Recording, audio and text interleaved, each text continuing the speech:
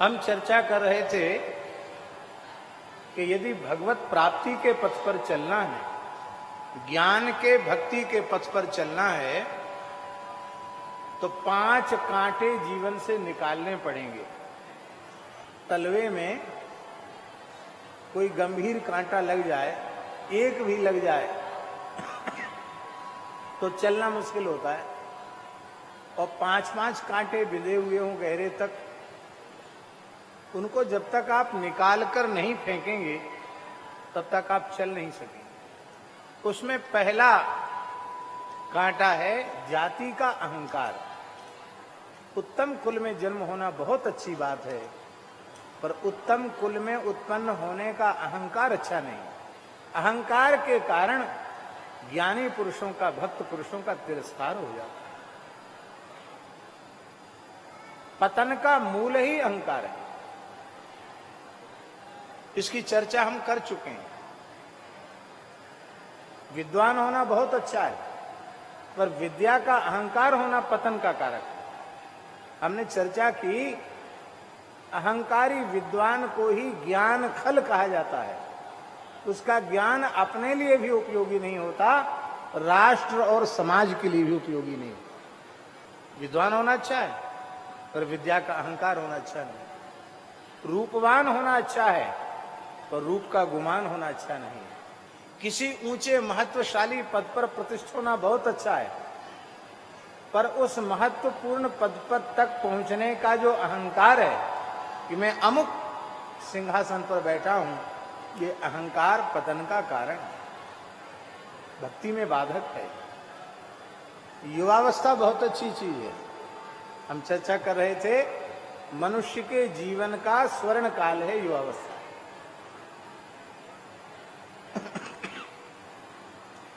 ये जो कृपा श्री बालाजी की, भोले बाबा की, श्री सन्यासी बाबा की, दादा गुरुजी की जो कृपा आपको इस समय प्राप्त हुई है, विचार करो, ये कृपा 50 वर्ष की आयु में प्राप्त होती तो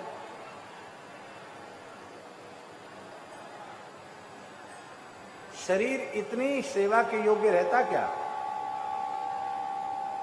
तो ये जीवन का स्वर्ण काल है। एक न एक दिन शरीर विश्रांति को जाएगा। कबीरा सूता क्या करे, भाई माइक ठीक करो। कबीरा सूता क्या करे, जागे जपो मुरारे। क्यों? बोले एक दिन सोना होएगा लंबे पांव पसार। युवावस्था बहुत अच्छी चीज है, पर युवावस्था का अहंकार अच्छा नहीं है। युवावस्था का अहंकार होता है वह माता पिता गुरु ईश्वर धर्म सबका तिरस्कार करता है और पतन के गर्त में चला जाता है। पुंज कस्थला नाम की अप्सरा को मैं अयोनिजा क्षीर समुद्र के मंथन से उत्पन्न हुई हूं, मैं तो लक्ष्मी जी की खास बहन हूं। ये अहंकार, जाति का अहंकार, अपनी कला का, संगीत विद्या का अहंकार, स्वर्ग में वह अत्यंत प्रतिष्ठित थी, प्रतिष्ठा का अहंकार, रूप का अहंकार और युवावस्था का अहंकार। अप्सराओं में युवावस्था निरंतर रहती है, उनको वृद्धावस्था नहीं आती है। ना वो कभी बालिका होती है और ना वो कभी वृद्धा होती है। 16 वर्ष की युवती निरंतर बनी रहती है, ये अहंकार। और इस अहंकार ने एक समर्थ ऋषि का तिरस्कार करवा दिया। उन महर्षि ने शाप दे दिया, जिस अहंकार के कारण तू ब्राह्मणों का, ऋषियों का तिरस्कार करती है, वह तेरा रूप नष्ट हो जाए और तू बानरी हो जाए।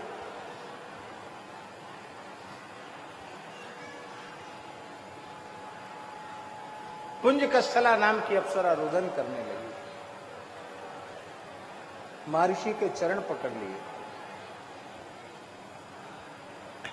महात्माओं का सारा शरीर वज्र का होता है,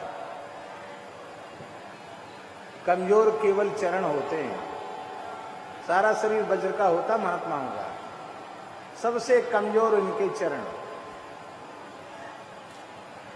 चाहे जितना बड़ा अक्षम्य जघन्य अपराध बन जाए, रोते रोते संतों के चरण पकड़ लो, बस फिर वो द्रवित हो जाए।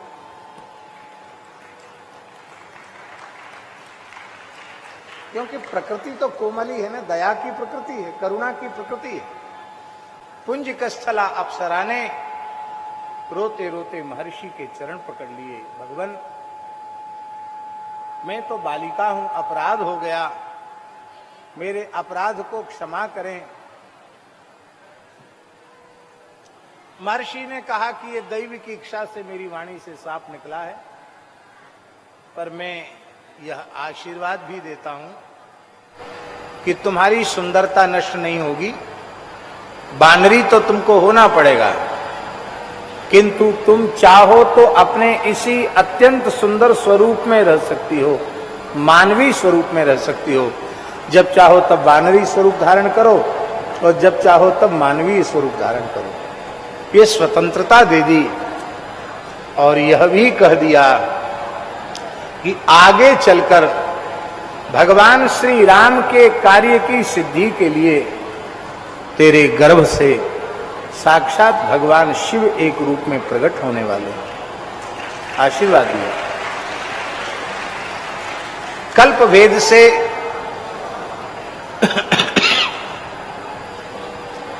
महर्षि गौतम की पुत्री के रूप में माता अंजना को स्वीकार किया गया है। महर्षि गौतम की पुत्री,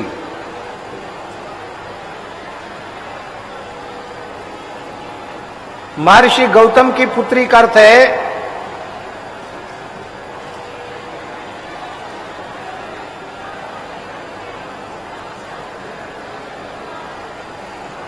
हमने स्वयं पुराण में पढ़ा है महाराज जी, अहिल्या के गर्भ से अंजना का जन्म हुआ है।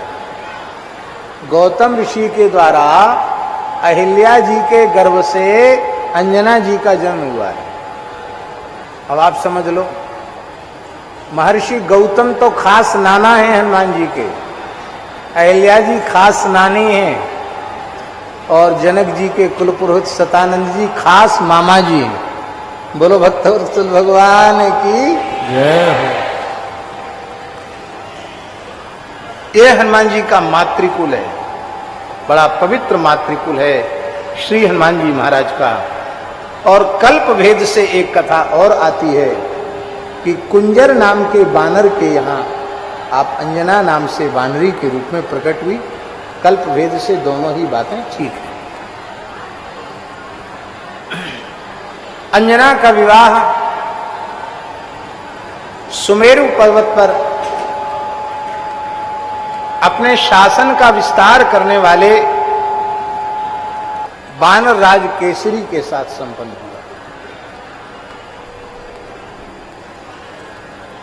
बानर राज केसरी बड़े वीर थे, बड़े बलवान थे, बड़े पराक्रमी थे, बड़े सुंदर थे। स्वर्णमय महल उनका था जिसमें वे निवास करते थे, क्योंकि संपूर्ण पर्वत ही सुमेरु स्वर्णमय है। महर्षि के अनुग्रह से अंजना अत्यंत मनोहर रूप धारण करके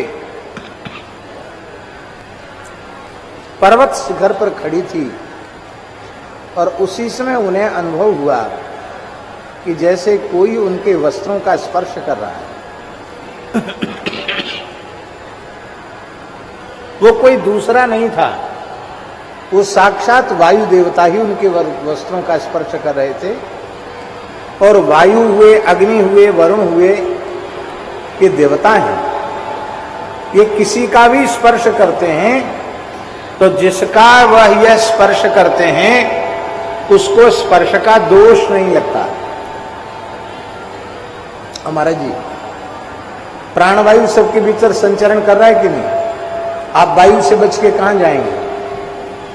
पानी बहुत कम हो जाए तो आदमी खत्म हो जाएगा। पानी सबके भीतर है कि नहीं? कहते अब तो हाथ पांव ठंडे पड़ गए, आग सबके भीतर है कि नहीं? तो अग्नि, वायु, जल ये देवता हैं, इनके स्पर्श से कोई दूषित नहीं होता, इन्हें दोष नहीं लगता। पर महासती अंजना ने क्रुद्ध होकर कहा कि कौन दुष्ट मेरे शरीर का स्पर्श कर रहा है? वायु देवता ने खड़े होकर कहा, महासती आप मुझे श्राप न दें, भगवान शिव की आज्ञा से मैं आया हूं, सप्तर्षियों के द्वारा प्रेषित आया हूं, और भगवान शिव का अमोघ तेज तुम्हारे कर्ण मार्ग से हमने तुम्हारे गर्भ में स्थापित किया है। साक्षात भगवान शिव ही प्रकट होने वाले हैं, परम पराक्रमी पुत्र होगा, ऐसा वर देकर वायु अंतर्धान हो गए। और अंजना ने प्रसन्न होकर यह अपनी बात वानरराज केसरी को बताई। और इस प्रकार ये वाल्मीकि रामायण का प्रसंग है। इस प्रकार से शंकर सुवन केसरी नंदन तेज प्रताप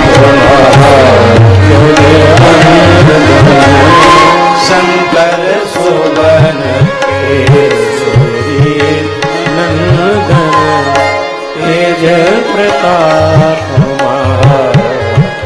जगवंदन शंकर सुवन केसरी नंदन तेज प्रताप महाजगवंदन शंकर सुवन केसरी नंदन तेज प्रताप महाजगवंदन। कुछ महात्मा लोग कहते हैं महाराज जी शंकर स्वयं केसरी नंदन, सुवन भी है और शंकर स्वयं केसरी नंदन, शिव जी ही केसरी नंदन के रूप में। ये भी पुराने महात्माओं का प्रचलित पाठ यह भी है, शंकर स्वयं केसरी नंदन। हनुमान जी महाराज प्रकट हुए। पवन तनय बल पवन समाना, पवन तनय बल पवन समाना, बुद्धि विवेक विज्ञान निधान, बुद्धि विवेक विज्ञान निधान, बुद्धि विवेक विज्ञान निधान। शिव पुराण के शतरुद्र संहिता के 20वें अध्याय में एक प्रसंग वर्णित है। इसकी चर्चा श्रीमद् भागवत में भी है, पर शिव पुराण के शतरुद्र संहिता के 20वें अध्याय में इस कथा का बहुत अच्छे स्वरूप में वर्णन किया गया।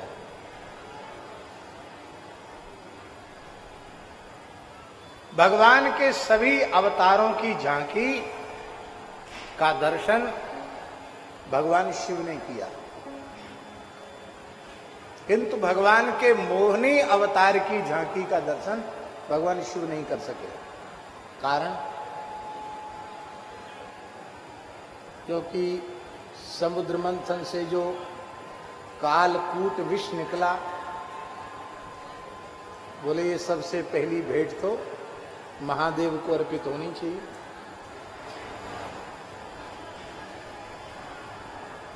नीतिकारों ने एक चुटकी ली है, बोले देखो अच्छे कपड़ा पहन के रहना चाहिए, नंग धड़ंग नहीं घूमना चाहिए। कहा क्यों? बोले देखो विष्णु भगवान इतने अच्छे कपड़े पहनते हैं, बढ़िया पोशाक पहनते हैं, नक्सिक आभूषण धारण करते हैं, तो उनको तो समुद्र मंथन से लक्ष्मी जी मिल गई, कौस्तुभ मणि मिल गई, और शंकर जी नंगे रहते हैं, उनको और कुछ नहीं मिला समुद्र मंथन से, उनको जहर दे दिया गया। इसलिए बढ़िया कपड़ा पहन के रहो, किसी ने कहा। शंकर जी के पास देवता विष लेके पहुंच गए। महाराज, सबसे पहली भेंट बड़ों की होनी चाहिए। ये सबसे मूल्यवान रत्न, आप ही इसको धारण कर सकते हैं, आप इसे स्वीकार करें। भगवान शंकर ने प्रजा की रक्षा के लिए उस हालाहल विष को स्वीकार किया। ततः करतली कृत्य व्यापी हालाहलम विषम अभक्षयन् महादेवः कृपया भूत भावनः।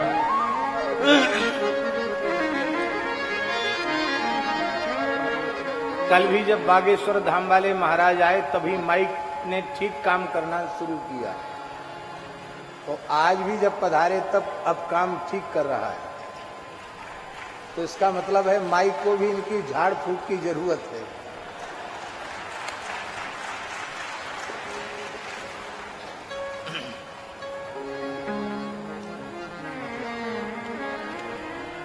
इसी श्लोक का, शास्त्री जी, इसी श्लोक का बहुत सुंदर अनुवाद गोस्वामी जी ने किया। जरत सकल सुर वृंद विषम गरल जहि पान किया, तेहि न भजसि मति मंद को कृपालु शंकर सरिस। को कृपालु शंकर सरिस। रा कहकर मुंह खोला तो मां कहकर मुंह को बंद कर लिया। अपने कंठ के नीचे विष नहीं उतरने दिया, योग बल से उसको कंठ में रोक लिया। भगवान शंकर का यश बढ़ गया, एक नाम और बढ़ गया। बोलो नीलकंठ भगवान की जय। भगवान नीलकंठ हो गए। कितनी ऊंची प्रेरणा है। जहर को हृदय में उतरने नहीं दिया। क्यों? क्योंकि हृदय में श्री रघुनाथ जी विराजे। महाराज जी, हम लोग केवल इतना ही सोच लें, हृदय कुंज में प्रियालाल जी विराजे हैं,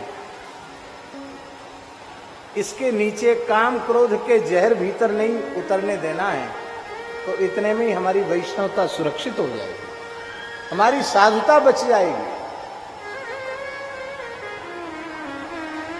कभी नाटक करना हो ना क्रोध का, तो यहां से कर लो, यहां से कर लो, भीतर से मत करो। ये काम क्रोधादि के जहर श्री ठाकुर जी को पीड़ा पहुंचाए। भगवत सुख का विचार।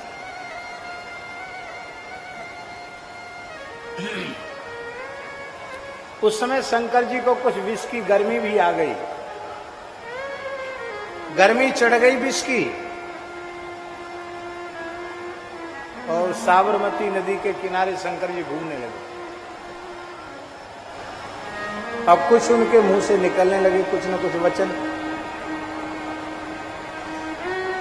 उस विष की मादकता के कारण। और उस समय जो अटपट वाक्य उनकी वाणी से निकले वही हो गए सावर मंत्र। बड़े से बड़े विद्वान से भी सावर मंत्र का अर्थ लगवाऊ नहीं लगा सकता। अनमिल आकर जापू, अनमिल आकर प्रगट प्रभाव महेश प्रताप, प्रगट प्रभाव महेश प्रताप। ये सावर मंत्र जानने वाले लोग गांव देहात में सावर मंत्र से सर्प का विष उतार देते, बिच्छू का विष उतार देते, कड़ाही बांध देते, जाने क्या क्या नहीं कर देते हैं। ओरे बरा देते हैं सावर मंत्र से, यहां के ओले वो दूसरी जगह बरसा देंगे। ऐसे लोग हैं बिना पढ़े लिखे। मंत्र की प्रत्यक्ष शक्ति होती है। प्रकट प्रभाव महेश प्रताप। शिव जी तो उस नाटक में थे। जब गर्मी थोड़ी कम भई तो भोले बाबा को पता चला कि भगवान ने मोहिनी रूप बनाया था। बोले हमने तो देखा ही नहीं। भगवान से प्रार्थना की कि आप अपने मोहिनी रूप का दर्शन कराइए। भगवान ने कहा भोले बाबा, वह स्वरूप तो दैत्यों को, असुरों को मोहित करने के लिए हमने धारण किया था। आप जैसे परमहंस महात्माओं के देखने योग्य नहीं है। शंकर जी बोले भला आपका ऐसा भी कोई स्वरूप हो सकता है जो आपके भक्तों के द्वारा देखने योग्य न हो? जब देखने योग्य नहीं तो आपने धारण ही क्यों किया? आपकी कोई ऐसी भी लीला हो सकती है जो सुनने योग्य न हो। आपका ऐसा भी स्वरूप कोई हो सकता है जो देखने योग्य न हो। महाराज जी विशुद्ध माधुरी की लीला है रासपंचाध्यायी। और जो मरने का संकल्प लेकर बैठा है उसको सुखदेव जी सुना रहे हैं। कौन सुखदेव जी? जिनके शरीर पर सूत का धागा तक नहीं, दिगंबर हैं, वो सुना रहे हैं। भगवान की ऐसी भी कोई लीला हो सकती जो सुनाने योग्य ना हो, सुनने योग्य ना हो। भगवान का स्वरूप ऐसा नहीं हो सकता जो देखने योग्य ना हो। प्रभु आपका स्वरूप है, इसलिए हम आपके स्वरूप का दर्शन करेंगे ही। बोले तो ठीक है, हो जाएगा दर्शन। अब देखिए विलक्षण बात, पार्वती जी निकट हैं, कार्तिकेय जी भी निकट खड़े हैं, गणेश जी भी वहीं हैं, नंदीश्वर भी वहीं हैं, वीरभद्र आदि रुद्र गण भी वहीं हैं, भैरव आदि गण भी सब वहीं हैं। और इसी बीच ठाकुर जी ने लीला की।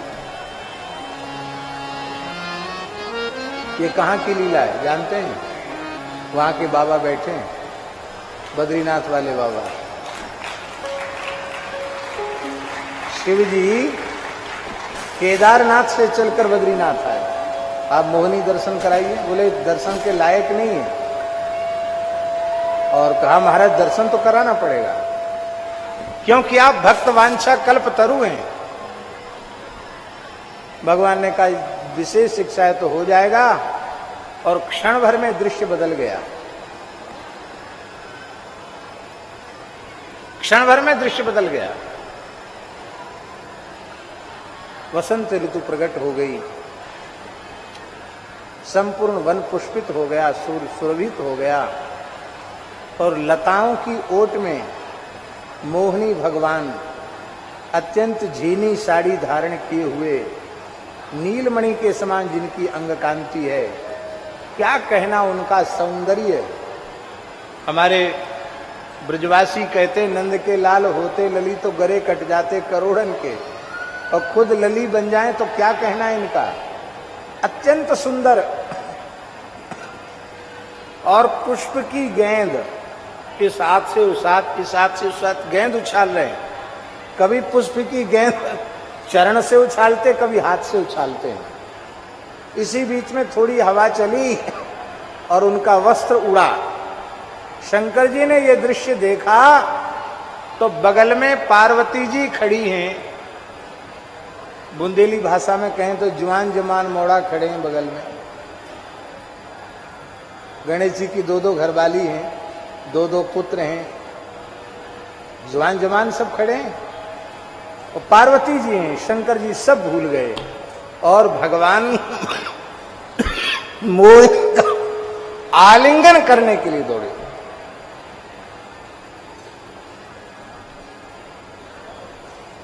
भगवान आगे आगे, शंकर जी पीछे पीछे। कहां तक दौड़े? पूरे ब्रह्मांड में दौड़े, ब्रह्मलोक तक गए। मानो अपने भक्त श्री महादेव जी की चरण रज से ठाकुर जी ने पूरे ब्रह्मांड को पवित्र किया। दक्षिण में एक देवता और हैं, उनका नाम है अय्यप्पा स्वामी। क्या नाम है? अय्यप्पा स्वामी। सबरीमलई में, सबरीमलई स्थान है। वे बाल ब्रह्मचारी हैं। उनको शास्ता देव का, शासक देव कहा जाता है। अय्यप्पा की उत्पत्ति महाराज जी दक्षिण भारत के अनुसार हरि और हर के संयोग से हुई है, और आज भी वे वहां तप कर रहे हैं सबरीमलई में। बड़े अनन्य भक्त होते हैं उनके भी, पैदल चल के जाते हैं दर्शन करने। माताएं वहां दर्शन नहीं करती हैं, क्योंकि भगवान अय्यप्पा स्वामी ब्रह्मचर्य व्रत में प्रतिष्ठित है। वही भगवान जब विंध्यगिरी के क्षेत्र में आए शिव जी, तो उस समय भगवान का एक बार आलिंगन उन्हें प्राप्त हुआ दौड़ते दौड़ते, और भगवान शिव का अमोघ तेज स्खलित हुआ, और उसे सप्तर्षियों ने पत्र पुटक में विराजमान किया, और उसी को पवन देव को आज्ञा देकर श्री अंजनी माता के दक्षिण कर्ण मार्ग से गर्भ में प्रवेश कराया, और वही श्री हनुमान जी। बोलो श्री हनुमान जी महाराज की जय।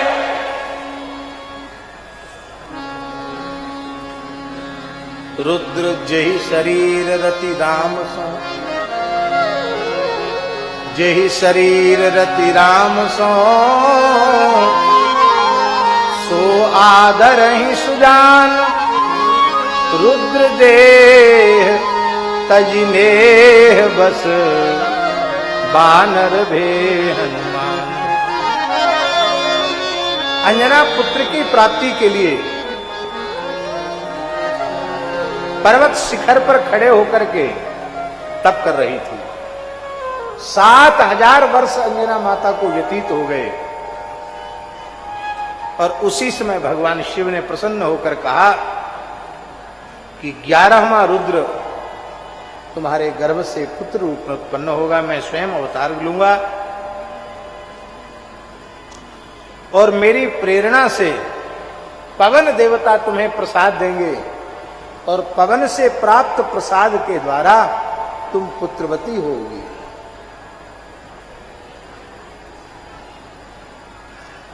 शिव पुराण के अनुसार ऊर्जे कृष्ण चतुर्दश्याम भौमे स्वात्याम कपीश्वरः मेष लग्नेंजनी गर्भात् प्रादुर्भूत शिव स्वयं।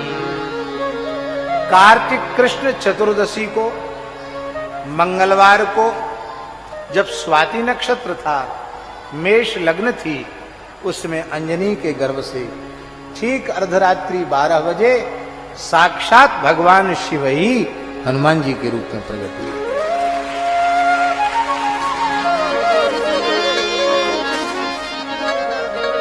इसी तिथि को जगतगुरु श्रीमदाद्य रामानंदाचार्य भगवान ने वैष्णव मताब्ज भास्कर नामक ग्रंथ में कार्तिक कृष्ण चतुर्दशी को ही हनुमत जयंती के रूप में स्वीकार किया है।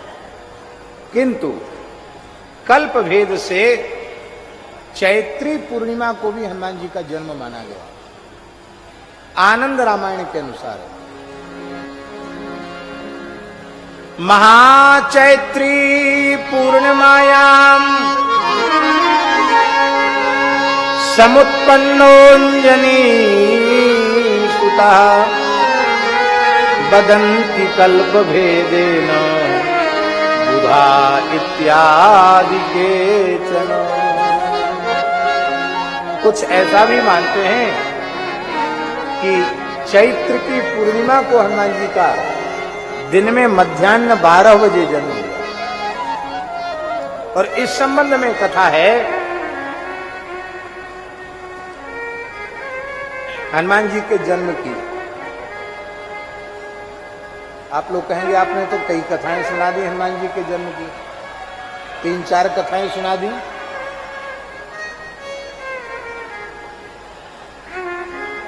अरे जब राम जी के जन्म की अनेक कथाएं हो सकती है तो हनुमान जी के जन्म की अनेक कथाएं नहीं हो सकती। गोस्वामी जी के शब्दों में राम जन्म के का राम जन्म के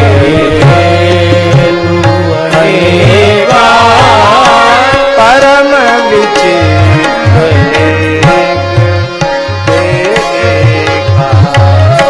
परम विचित्र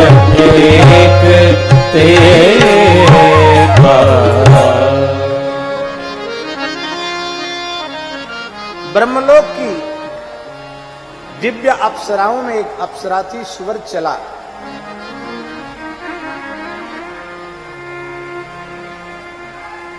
ब्रह्मलोक दिव्य लोक है, स्वयं प्रकाश लोक है। वहां विकारों का प्रवेश नहीं है। पर सुवर्चला नाम की अप्सरा ने कुचेष्टा की और उससे क्रुद्ध होकर ब्रह्मा जी ने उसे गृध्री होने का शाप दे दिया। तू गृध्री होकर, गृध्री जानते ना, गीध योनि में, गृध्र की योनि में तू गीधनी बन करके पैदा हुआ, तेरी नजर अच्छी नहीं है। वह रोने लगी, बोले महाराज आपने हमको गीधनी होने का शाप दे दिया, गृध्री होने का शाप दे दिया, मेरा उद्धार कैसे होगा। बोले चक्रवर्ती महाराज दशरथ पुत्रेष्टि यज्ञ करेंगे और जब अग्निदेव चरु लेकर के प्रकट होंगे और वो चरु महाराज दशरथ, महारानी कौशल्या, केकई, सुमित्रा तीनों माताओं को बांट देंगे। उस समय तू केकई के भाग का कुछ अंश लेकर उड़ जाएगी और उस पवित्र ब्रह्म रूप हवि के स्पर्श से और तू शाप से मुक्त होकर पुनः सुवर्चला नाम की अप्सरा के रूप में ब्रह्मलोक में निवास प्राप्त करेगी। केकई के हाथ में जैसे हुए दिव्य पायस आया, खीर आई और वो खाने का विचार कर ही रही थी, उसी समय ये गृध्री आई और झपट करके ले गई।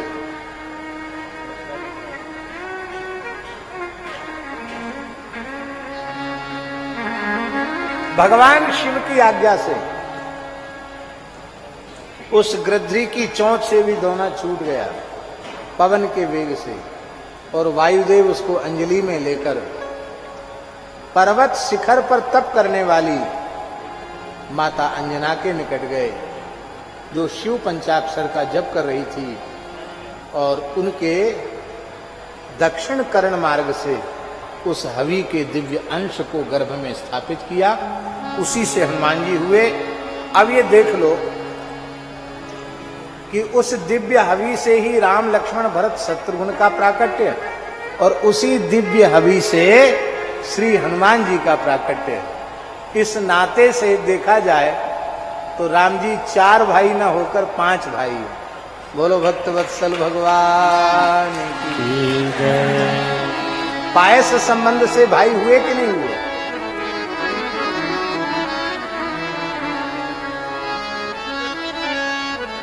तुम मम प्रिय भरत सम भाई।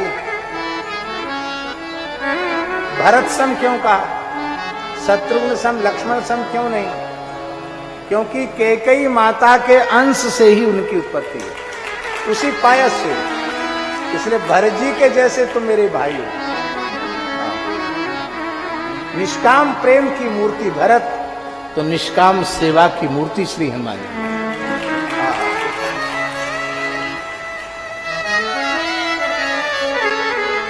सेवक को स्वामी की समता करने वाला नहीं होना चाहिए। सेवक स्वामी निराकार में है तो सेवक निराकार में आएगा तो स्वामी की समता हो जाएगी। इसलिए निराकार में ना आकर वो वानराकार में आए।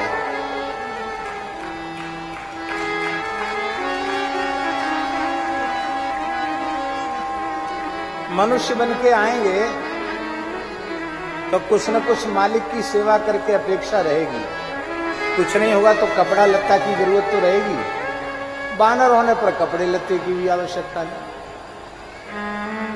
ये तो हनुमान जी भले ही दिव्य आभूषण वस्त्र आदि से सुसज्जित रहते हैं, पर उनको आवश्यकता उसकी नहीं, बानर है। और रोटी की भी जरूरत नहीं है, कंदमूल फल खाकर निर्वाह कर लेते हैं।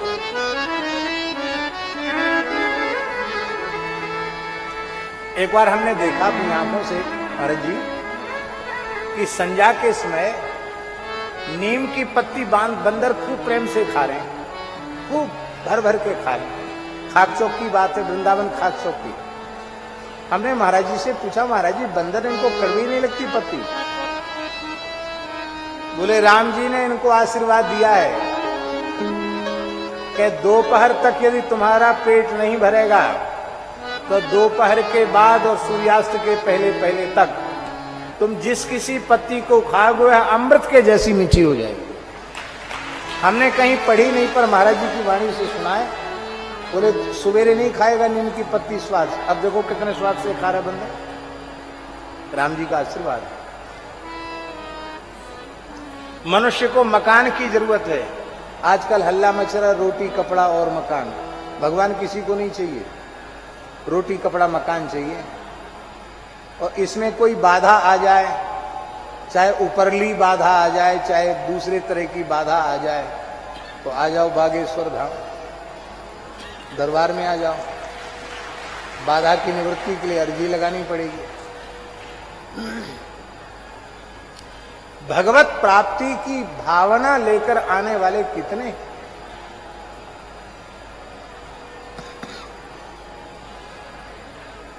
एक भगवत प्राप्त महापुरुष ने अत्यंत दुखित होकर कहा कि मेरे अपने जीवन में 40 वर्ष के सत्संग में ईमानदारी से भगवत प्राप्ति की व्याकुलता लेकर कोई नहीं आया। यदि कोई केवल भगवत प्राप्ति की व्याकुलता लेकर आता तो उसे निश्चित भगवत प्राप्ति हो जाती। लोग संसार की कामनाएं लेकर के आते हैं।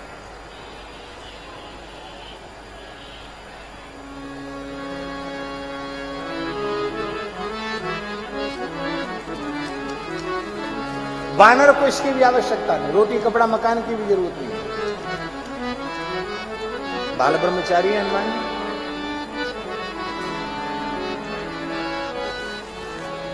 हर प्रकार से सेवक को स्वामी से न्यून होना चाहिए। और ये सेवक का स्वरूप क्या है, और सेवक का स्वभाव क्या है, और सेवक का धर्म क्या है, यदि किसी को समझना हो, जानना हो, तो श्री हनुमान जी के चरित्र से देखिए।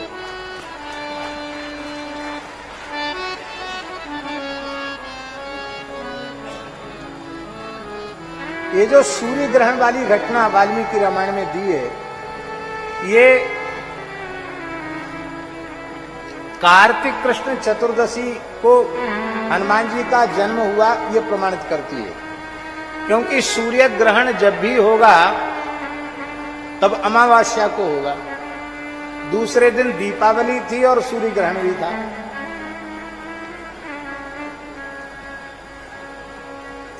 माता अंजना भोर में ही सुमिष्ट फल लेने जंगल में चली गई थी, और नवजात हनुमान जी अभी 12 बजे रात को तो प्रकट हुए हैं, और सवेरे उनको भूख लगी, वो रोने लगे। और जैसे ही उदीयमान सूर्य को देखा तो उदीयमान सूर्य को देखते ही हनुमान जी को लगा ये कोई फल है, अभी तो जन्म ही हुआ है महाराज, पूरी रात बीती है, सवेरा हुआ है, आधी रात को तो प्रकट भय।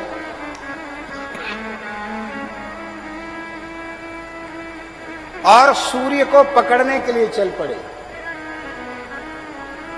मनोजवम मारुततुल्य वेगम जितेन्द्रियम बुद्धिमताम वरिष्ठम।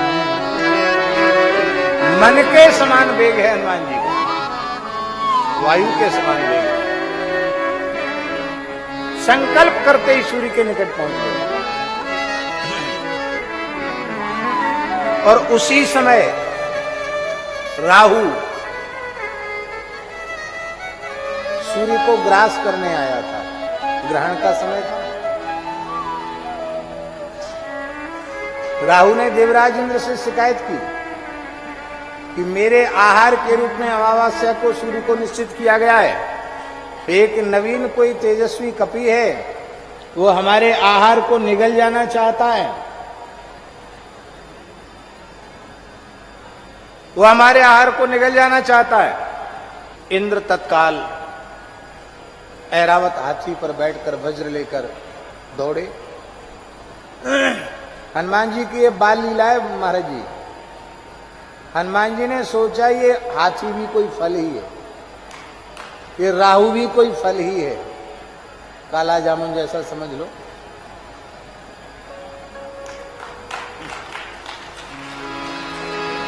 देवराज इंद्र को भी कोई फल ही समझा। अब तो सब घबराए कि तो सबको ही खा जाएंगे। तब इंद्र ने वज्र का प्रहार किया, और जैसे ही वज्र का प्रहार किया, हनुमान जी साक्षात रुद्र रूप हैं, किसी भी अस्त्र शस्त्र का प्रभाव इनके ऊपर नहीं हो सकता। पर वज्र की मान्यता रखते हुए उन्होंने अपनी ठोड़ी पर उसको स्वीकार किया, और उनकी ठोड़ी थोड़ी सी भग्न हो गई, टूट गई। हनुमान ने ठोड़ी, हनु बाले हो गए, हनुमान हो गए, उनका नाम हनुमान हो गया। किंतु वे मूर्छित हुए, पवन देव रुष्ट हो गए, और बालक आंजनेय को अपनी गोद में लेकर श्री वायुदेव पवनदेव सुमेरु पर्वत की कंदरा में प्रविष्ट हो गए। अब वायु ने सब अपने स्वरूप को जैसे ही आकर्षित किया, तीनों लोकों में हाहाकार मच गया, श्वास सबके रुक गए, सबके बंद, सबके श्वास प्रश्वास बंद हो गए। क्या महाप्रलय होने वाला है? सब देवता ब्रह्मा जी की शरण में गए। ब्रह्मा जी ने कहा कि संपूर्ण देवता चलो सुमेरु पर्वत की कंदरा में, जहां पवनदेव अपने पुत्र को लेकर बैठे हैं। पवन देव को प्रसन्न करो तो वायु बहेगी, नहीं तो प्रलय हो जाएगा। ब्रह्मा जी, शंकर जी, देवराज इंद्र, वरुण, कुबेर, यम, समस्त देवता वहां पधारे। और उस समय ब्रह्मा जी ने कहा कि देखो इंद्र, अग्नि, वरुण, महेश्वर, कुबेर, आप सब लोग जानते हैं, फिर भी मैं आपके हित की बात बता रहा हूं। इस पवन पुत्र केसरी कुमार आंजनेय बालक के द्वारा देवताओं का बहुत बड़ा कार्य होने वाला है। रावण की आफत से यही बचाएगा। इसलिए वायु देवता को प्रसन्न करने के लिए वरदान प्रदान करें। तब इंद्र ने अपने गले की सुनहली माला, जो स्वर्ण कमलों से निर्मित थी, वो माला श्री हनुमान जी के कंठ में धारण कराई। वो सब स्वर्ण कमल हैं और सोने में सुगंध नहीं होती है, पर इंद्र ने जो दिव्य माला धारण कराई है, उसमें निरंतर दिव्य सुगंध आती रहती है। हनुमान जी निरंतर उस कांचनी स्वर्ण कमल माला से अलंकृत श्री हनुमान जी रहते हैं। ब्रह्मा जी ने कहा वज्र से इसकी हनी टूट गई, इसलिए इस बालक का नाम हनुमान होगा। बोलो श्री हनुमान जी महाराज।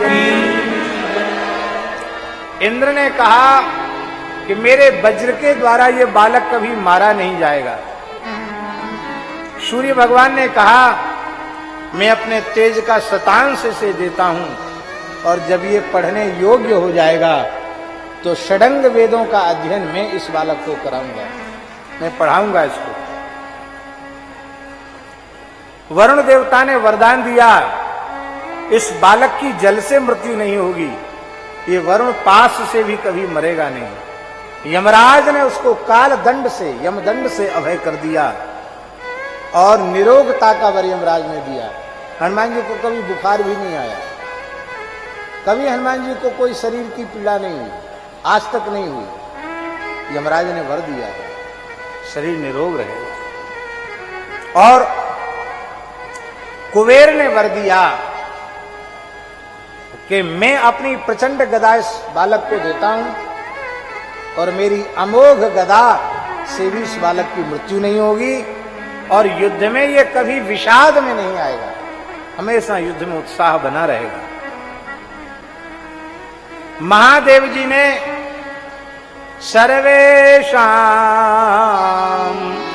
ब्रह्मदंडानां अभयः शंभुना कृता। संपूर्ण ब्रह्मदंडों से भगवान शंकर ने अभय कर दिया। मेरे पास तथास्त्र और मेरे त्रिशूल से भी इसकी मृत्यु नहीं होगी। और जितने दिव्य अस्त्र शस्त्र हैं ये सबके सब विश्वकर्मा जी के बनाए हुए हैं। विश्वकर्मा जी ने कहा मेरे अस्त्र शस्त्रों से भी इसकी मृत्यु नहीं होगी। ब्रह्मा जी ने कहा मेरे ब्रह्मास्त्र को भी अपनी इच्छा से स्वीकार कर ले तो कर ले, पर मृत्यु इसकी ब्रह्मास्त्र से भी नहीं होगी। और ये जहां चाहेगा वहां जा सकेगा, पूरे ब्रह्मांड में अव्याहत गति होगी, बड़े यशस्वी होंगे। इस प्रकार से हनुमान जी को अनेक वरदान दिए। अब तो पवन प्रसन्न हो गए, वायु बहने लगी और हनुमान जी का दिव्य उत्सव मनाया जाने लग गया। बोलो श्री हनुमान जी महाराज की जय।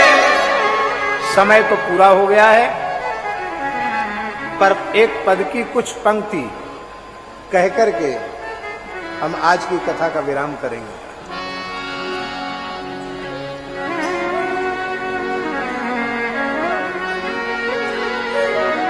श्री हनुमान जी महाराज की जय। तेज प्रभु शिव के शंकर सुवन याते, पवन प्रतिष्ठापक कहाए पवन पूत हैं। क्षेत्रज कपि केसरी के याते केसरी किशोर, अंजना के नंदन जासु गर्भ संभूत हैं। अतुलित बलधाम बजरंग अंग वज्र तुल्य, तुलना त्रिलोक नाहि ऐसे मजबूत हैं। जानकी दुलारे प्राण प्यारे भरत लक्ष्मण के,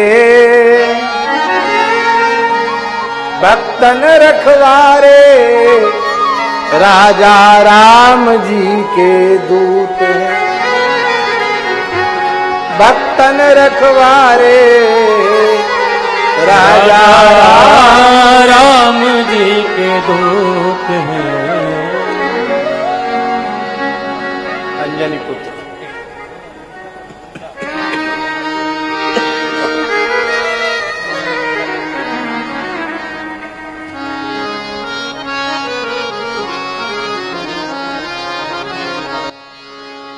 अंजनी पुत्र पवन सुत वीर, आपकी जय हो जय हो जय। गाइए।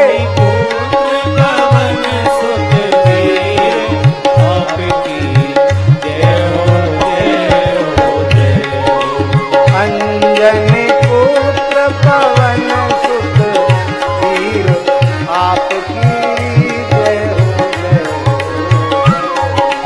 अंजनी पुत्र पवन सुत वीर आपकी जय हो जय हो जय। राम की सेवा सरस विचार राम की सेवा सरस विचार। प्रकट भय सेवक कपि तनुधार प्रकट भय सेवक कपि तनुधार। आप हैं स्वयं रुद्र अवतार आपकी जय आप हैं स्वयं रुद्र अवतार आपकी जय हो जय हो जय हो। अंजनी पुत्र पवन सुत वीर आपकी जय हो जय हो जय। अंजनी पुत्र पवन सुत वीर आपकी जय हो जय हो जय हो।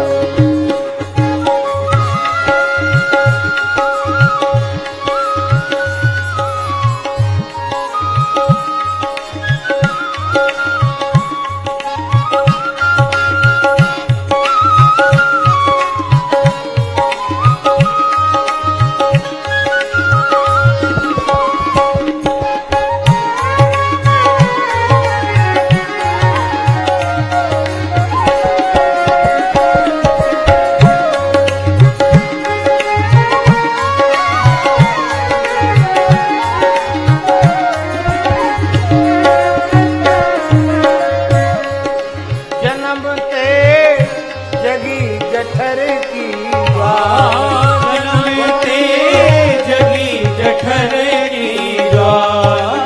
गगन में मारी एक उछाल गगन में मारी एक उछाल।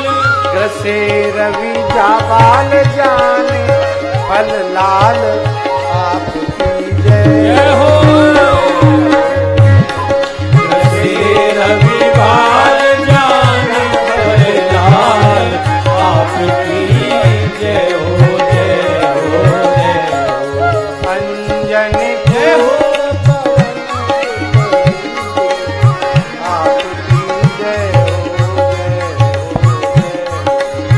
अंजनी पुत्र पवन सुत वीर आपकी जय हो जय हो जय हो।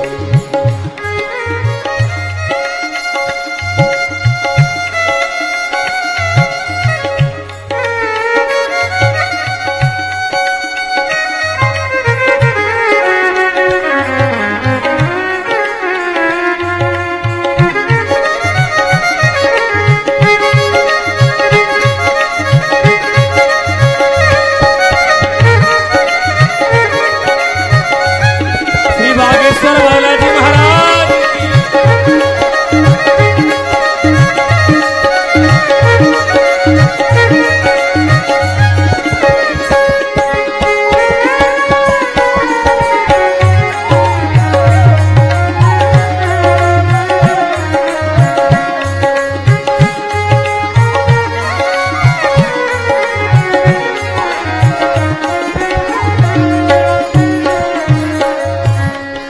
सूर्य का संकट मन अनुमान सूर्य का संकट मन अनुमान।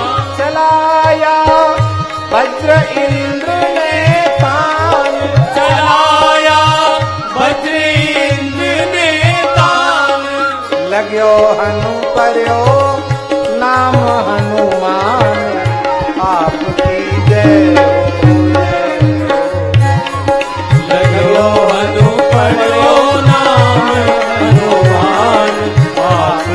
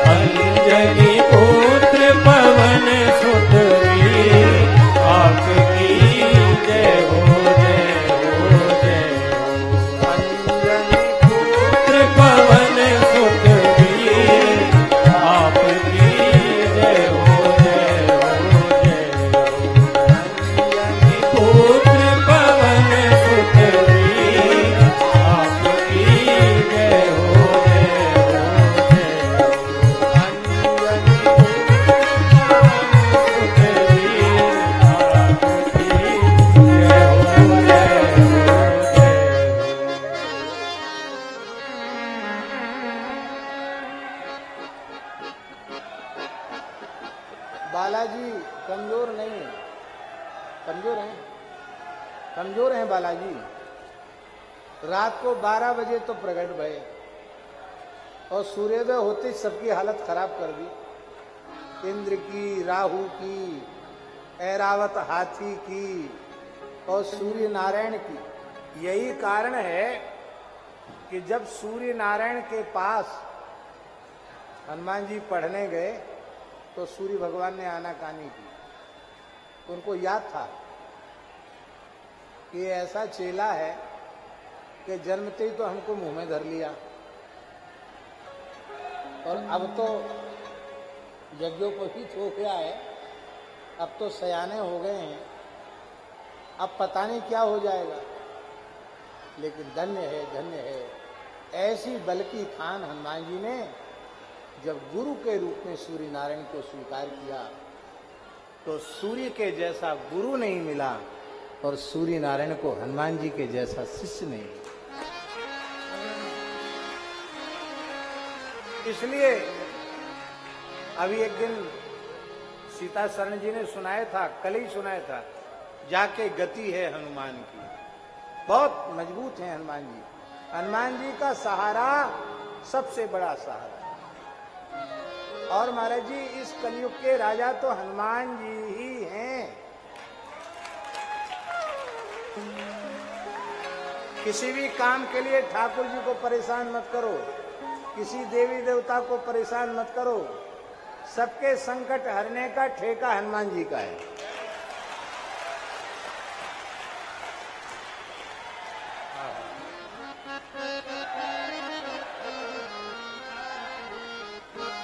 हमरा केवल भरोसा एक बजरंग बली के, हमरा केवल भरोसा बजरंग बली के, हमरा केवल भरोसा बजरंग बली के, हमरा केवल भरोसा बजरंग बली के हो, बजरंग बली के। एक बजरंग बली के हो, बजरंग बली के, हमरा केवल भरोसा बजरंग बली के, हमरा केवल भरोसा बजरंग बली के,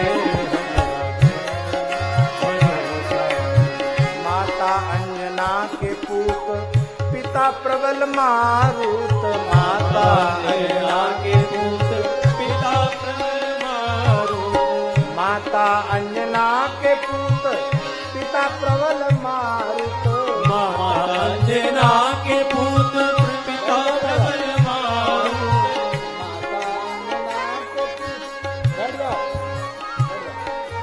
माता अंजना के पूत पिता प्रबल मारुत, माता अंजना के पूत पिता प्रबल मारुत। वैसे नाचने का भाव नहीं जगता है, पर ये जो भोंकू है ना, ये काला काला ये मशीन वीडियो वाला, इसके सामने बहुत से लोगों को भाव की जागृति हो जाती है।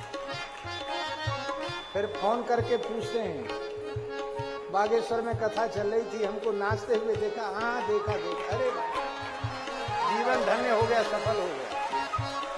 नाचना है तो एकांत में कीर्तन करके रो गाओ और नाचो। फिर देखो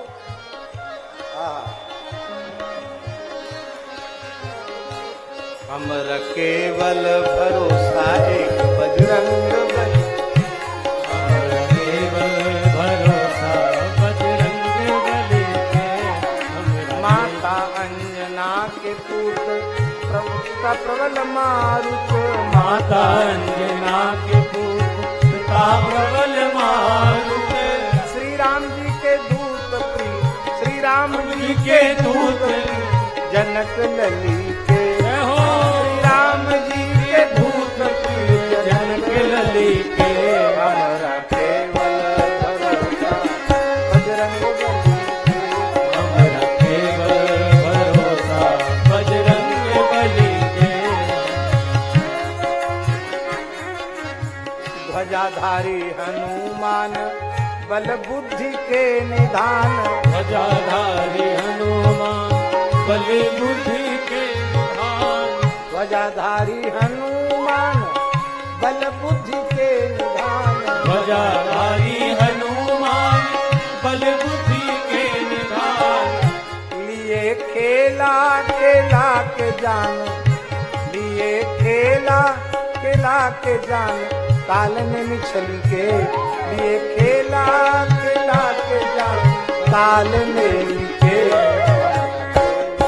भरोसा बजरंग बली के। हमरा केवल भरोसा बजरंग बली के। काल ने भी तो खिला खिला के मारा। काल ने भी साधु बन के बैठा था, बोले पहले दीक्षा लो तब ज्ञान होगा। हनुमान जी ने दीक्षा की तो हमारी पूरी तैयारी है, और आपका नियम है पहले मंत्र देते हो तब ज्ञान होता है, और हम मंत्र पीछे लेते हैं, गुरु दक्षिणा पहले देते हैं। वाह जी वाह, ऐसा चेला तो खोजने से नहीं मिलेगा। बोले बिल्कुल गुरु जी बात आपकी सही है, पर हमारी गुरु दक्षिणा इतनी तगड़ी है कि हर एक गुरु झेलने की शक्ति रखता है। झेल जाओगे तो ठीक है, और भरी लंगूर लपेट पछाड़ा, खिला खिला के काल नेमी को मारा।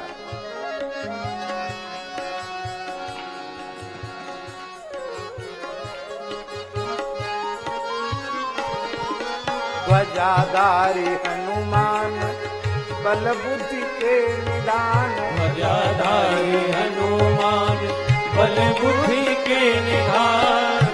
लिए खेला खेला के जान, काल नेमी के लिए खेला खेला के जान, काल नेमि के। हमरा केवल भरोसा बजरंग बली के। हमरा केवल भरोसा बजरंग बली के। हमरा केवल भरोसा। दुख संकट हरन, दुख संकट हरन, सुख संपत्ति करण। दुख संकट हरन सुख संपत्ति करण। दुख संकट हरन सुख संपत्ति करण। दुख संकट हरन सुख संपत्ति करण। राखू अपनी शरण में, राखू अपनी शरण में, स्नेह अली के। राखो अपनी शरण में स्नेह अली के। हमारा केवल भरोसा बजरंग बली के। हमरा केवल भरोसा बजरंग बली के। हमरा केवल भरोसा बजरंग बली के। बजरंग बली के जी, बजरंग बली के। बजरंग बली के। बजरंग बली के। हमरा केवल भरोसा बजरंग बली के। हमरा केवल भरोसा बजरंग बली के। बजरंग बली के। सीताराम हनुमान, सीताराम हनुमान, सीताराम हनुमान सीताराम हनुमान सीताराम हनुमान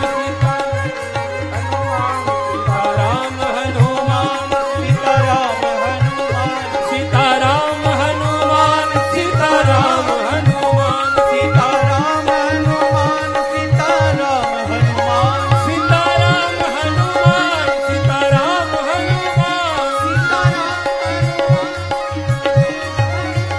सीताराम